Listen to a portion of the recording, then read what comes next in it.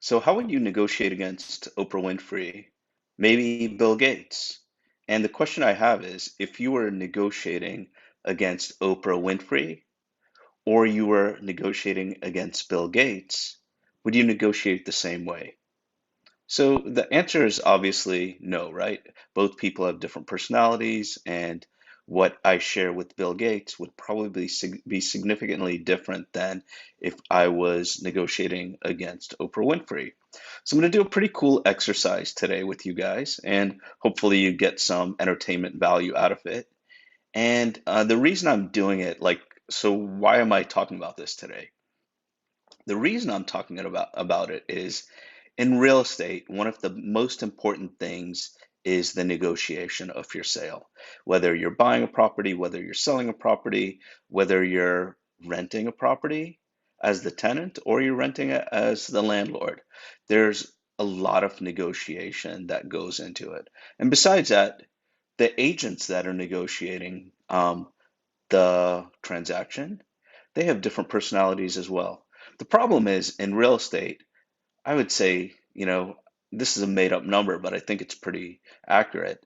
99.9% of real estate agents and sellers, buyers, tenants, landlords negotiate the same exact way to every single person that they are negotiating against.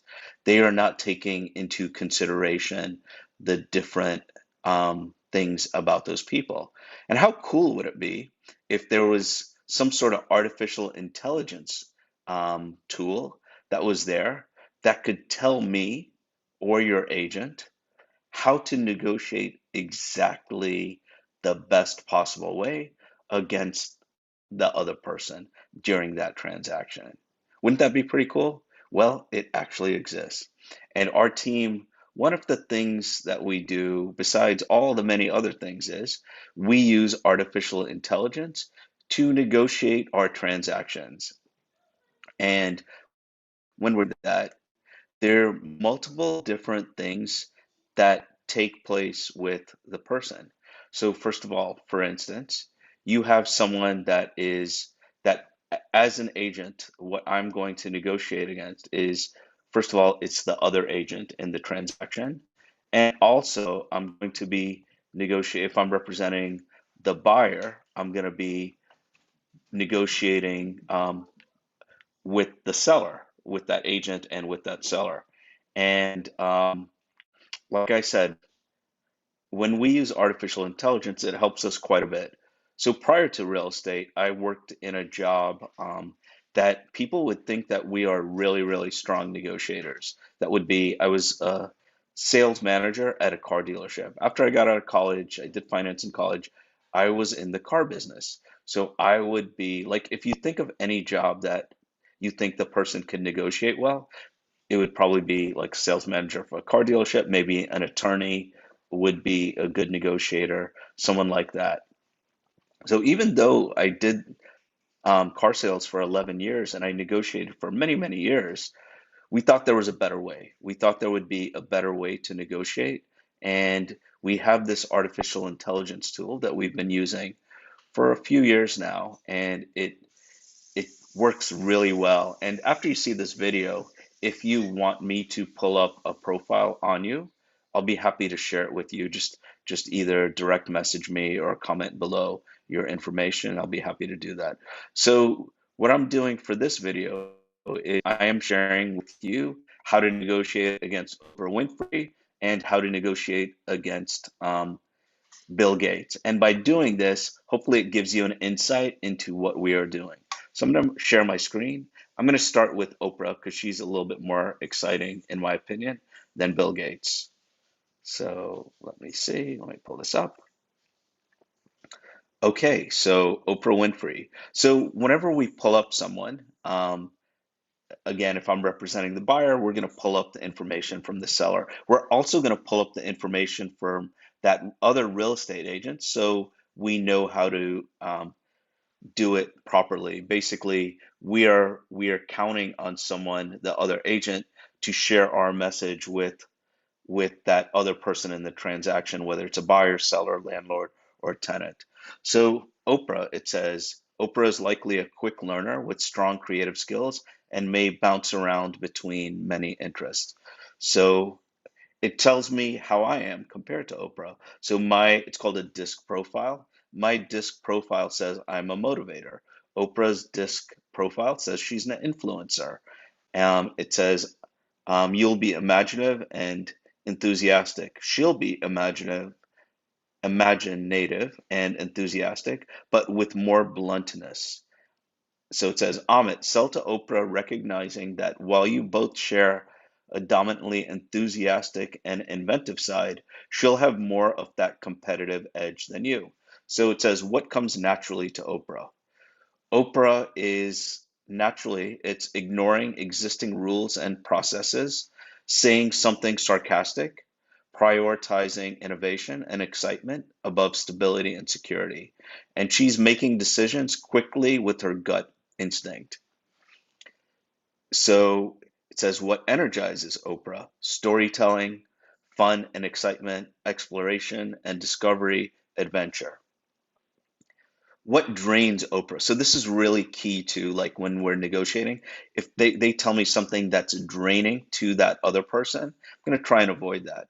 So Oprah, what drains Oprah is that if you're overly factual, lackluster discussions, feeling micromanaged, using too much caution, spending too much time alone, all those things drain Oprah. So how would I give a sales pitch to Oprah? Showcase your sense of humor.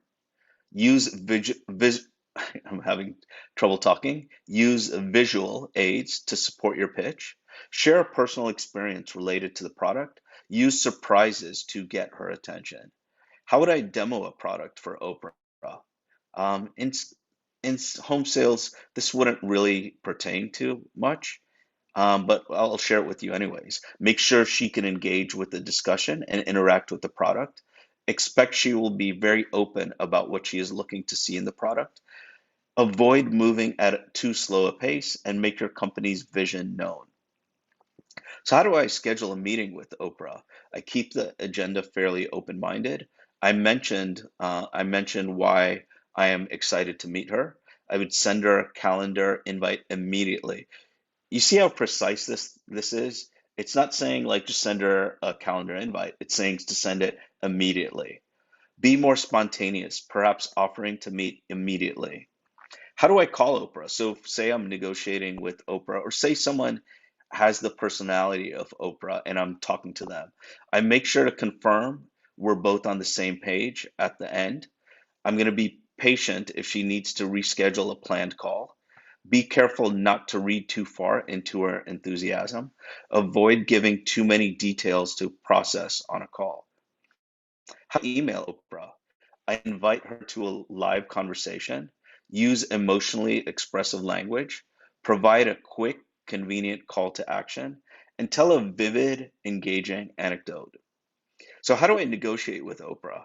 So I'm going to show enthusiasm and liveliness. I'm going to discuss how it has worked for others in the past. I'm going to use a lot of charisma and I'm going to be imaginative. I'm going to imagine creative scenarios to benefit both parties. So how do I discuss pricing with Oprah? I'm going to explain my ability to be flexible. I'm going to provide quick ballpark pricing when asked. I'm going to explain and write out the math for her. I'm going to ask her for her immediate feedback. So, how am I going to follow up with Oprah? I am going to follow up multiple times from multiple mediums if necessary. I'm going to stay lighthearted and self deprecating. I'm going to appeal to the excitement she had in the beginning, and I'm going to ask until she gets a clear answer. How to say no to Oprah. Diffuse the tension with a personal appeal. So, like, how would this relate to us negotiating with a seller? So, in this case, if it's Oprah is like the seller and we're the buyer, and we're saying no to them. We're gonna say it's a counter offer. We're gonna diffuse the tension with personal appeal. We're gonna make sure she feels comfortable to reach out in the future. We're gonna try and keep a positive attitude and tone. We're going to suggest alternatives. So we have this other pretty cool tool. It's like quick tips. I want to, and it's like either call Oprah or email Oprah. And then it says, so I can make a sales pitch, make a good impression, persuade them to take action, schedule a meeting, negotiate, discuss pricing, gather information. So I could, in this case, I want to call Oprah and I want to negotiate with her. So it says, um, it's best to project optimism and excitement about the future, imagine creative scenarios for both parties, maintain positive energy and momentum, and don't rely too much on past experiences or credentials. Don't allow yourself to be swayed by her charm, and don't limit creative possibilities. So then we have different sales stages and different email templates. So this is pretty cool, the email templates. So it even tells me like subject, the body, and the call to action. So let's see, selected template for, let's see, pricing concerns. Say we get an offer, say we're the seller and Oprah's the buyer, and we want to talk about pricing concerns. So subject field, we're going to do this. This is what we should do. Clearly state the reason for the outreach, but keep the subject under 7 words. Pretty cool. So 7 words, not 8 words, not 6, not 10 words, but 7 words or less. So example, great running into you, coffee soon, question mark. Don't be too concise. Meet up soon. That would be what you don't do. So in the body, it would be, so we should do this. Be expressive and enthusiastic. Example, these ideas are fantastic and I'm really looking forward to talking about them some more. Or body, basically, don't be too detailed or formal. Below you'll find all of the information as well as an agenda and list of attendees. So don't do that. Call to action, so you should do this. Get the best response from Oprah using this example. How would you feel about, and then dot, dot, dot. So this would be an example. Hey, Oprah, I know you're concerned about our prices, and I definitely hear what you're saying. We all have budgets we need to stick to, and sometimes it's tricky trying to stay within those limits. At blank, blank, blank, our services are the most creative and innovative. So this strays a little bit from real estate, but you sort of get the idea. And then this tool, this artificial intelligence tool we have, will also share like personality comparisons between me or someone on the team and that other person. So I'm more risk averse. Oprah is more risk tolerant. I'm more trusting than she is. She's more skeptical. I'm more optimistic. She's more pragmatic. She's a little bit more deliberate. She deliberates more, fast paced, and you get the idea. So I'm going to stop sharing the screen. I'm going to share with you Bill Gates. And I'm not going to go into everything, but I'm going to share with you some of the things since you sort of get the idea. Okay, so with Bill Gates, Bill tends to be objective and direct, favoring straightforward facts over ambiguous emotions. He's pragmatic, rational, and he's deliberate. I am a motivator, and he's an analyst. Surprise, surprise. What comes naturally to Bill? Experimenting with many solutions to a problem, enjoying thorough spreadsheets, having a well organized area, reviewing all the facts when processing a situation. What energizes Bill? Order and organization, accuracy and precision, finding the best possible outcome, fixing problems. So, though, if you paid attention to Oprah's artificial intelligence assessment, it's quite the opposite of Bill's. What drains Bill? Unreliable, unproven information, meeting lots of new people at once, dealing with emotionally charged issues, major or unexpected change. So there are a few things that are similar, but most of it is very different. So with Bill, to do a sales pitch to Bill Gates, I would speak with clarity and specificity.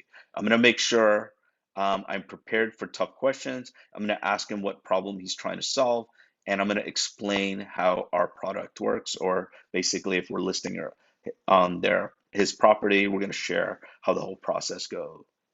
Let me see. How to negotiate with Bill. Bring data and logic to your claims. Avoid being overly optimistic. give him plenty of information, dig into the details of what he wants to accomplish. So, could you see how this would be very, very beneficial if we're negotiating with someone? Because you could see too, like if we're looking at someone like Oprah, someone that likes to have be story told, and Bill doesn't like it at all. If we're speaking to that other agent or seller or buyer, and their personality is just like Oprah's, but we just bring a lot of data, and it's like we're pitching to Bill rather than Oprah. It's going to be a big problem. It's going to be a big fail, and you're going to lose a lot of money on your property, and more importantly, you're probably going to lose the deal. So how to discuss pricing with Bill? And these, it gets a little obvious as you read more and more. So we're going to provide full item lists and breakdowns. We're going to outline all the extra details like terms and conditions. We're going to demonstrate the logic behind the pricing. So like, for example, say he's buying a property, he's the buyer, and he gives an offer, and we see his profile is the way it is, and say he's offering $300,000 less than what we're selling it for. We would share the details why we feel our price is that way by showing a lot of different things that were done to the house, perhaps renovations, perhaps like different things, maybe price increases in the neighborhood, what things have sold for recently, price per square foot, just all these things that maybe Bill may not know about. And then we're going to ask him if he needs any further information after we share that, because there's a good chance he's going to have more questions.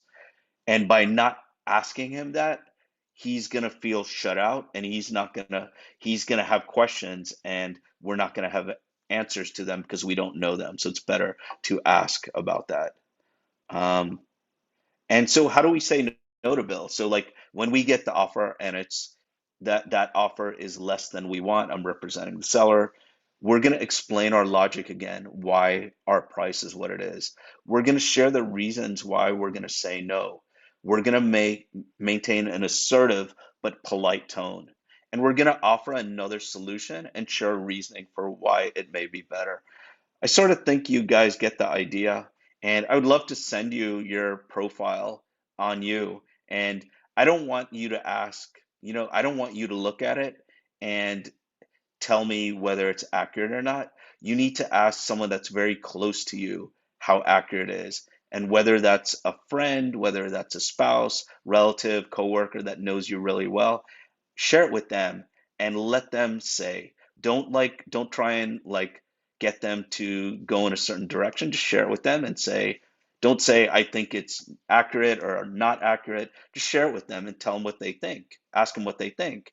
And you'll be surprised, like probably 9 out of 10 times, if not more, the person that, because we never, if it's a husband and wife, we never ask the husband if his index is correct. We ask the wife or the significant other or family member. And because a lot of times, sometimes we don't see how we are, but others do. And so thanks so much for watching. And if you have any questions, just let us know. We'd love to, like I said, send you that profile index on you using artificial intelligence. If you like our videos, please do subscribe if you haven't. And if you want to get our videos as they come out, the second they come out, hit that notification bell. Thanks so much, guys. Hope to see you soon. All the best.